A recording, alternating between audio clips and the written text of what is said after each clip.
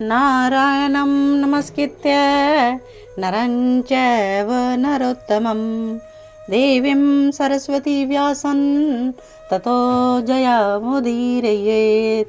नाम संकीर्तनं यस्य सर्वपापप्रणाशनं परिणामो दुःखशमनः तन्नमामि हरिं परम्। श्रीमद्भागवत महापुराणम द्वादश स्कंद अध्याय 5वां। श्री सुखदेव जी द्वारा परमात्मा की महानता का उपदेश। आइए श्रवण करते हैं।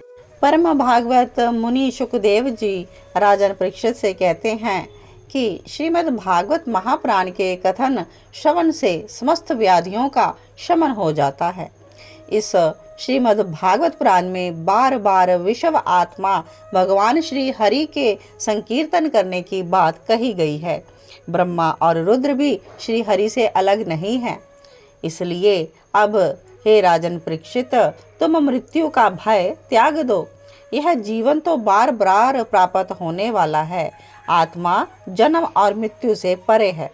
शरीर नष्ट हो जाने पर ऐसा लगता है कि जीव ब्रह्ममय हो गया है, जबकि वह तो पहले से ही ब्रह्म था। यह मन ही आत्मा के लिए शरीर, विषय और कर्मों की कल्पना कर लेता है और उस मन की सृष्टि करती है माया। यह माया ही अविद्या है। माया के कारण ही जीव संसार चक्र में पड़ता है।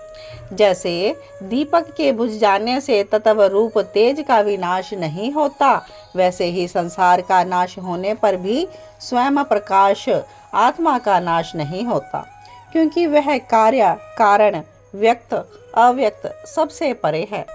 वह आकाश के समान सबका आधार है, नित्य है, निश्चल है, अनंत है। आगे सुखदेव जी राजन से कहते हैं कि तुम अपनी विशुद्ध बुद्धि में परमात्मा के स्वरूप का चिंतन करो।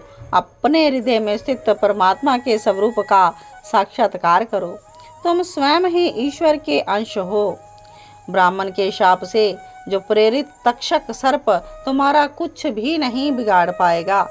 तक्षक की तो क्या बात है, स्वयं मृत्यु तक तुम्हारे पास नहीं आ सकेगी। तुम अपने मन में इस प्रकार की चिंतन करो कि मैं ही पर ब्रह्म हूँ।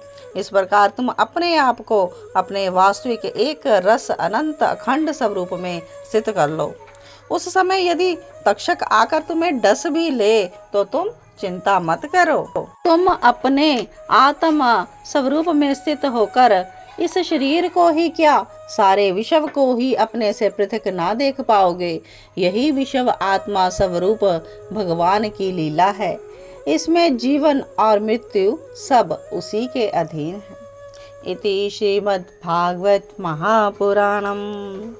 तो बहुत ही सुंदर श्रीमद् भागवत महापुराण का यह पाठ। तो हमें ज़रूरत है अपने आत्म स्वरूप को उस विश्व रूप से मिलाने की, आत्म साक्षात करने की। और हमें किसी का भय नहीं। हम पर ब्रह्म के ही स्वरूप हैं और उसी पर ब्रह्म में ही हमें जाकर विलीन होना है, मिलना है। तो इसीलिए अपने मन से, अपने आत्मा से हमें श्री हरि गोविंद का पल पल, क्षण क्षण निरंतर ध्यान करते ही रहना है। श्री हरि का चिंतन, स्मरण, उनका संकीर्तन ही इस भव सागर से निकलने का एकमात्र उपाय है। तो आज की कथा यहीं पर विश्राम लेती है। आगे की कथा जानने के लिए जुड़े रहें कृष्णा डिवोशन चैनल के साथ।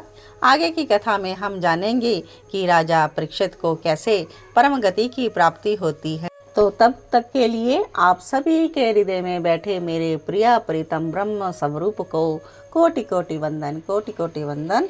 जय श्री कृष्णा, जय जय श्री राधे श्याम। सबको मिले श्री वृंदावन धाम।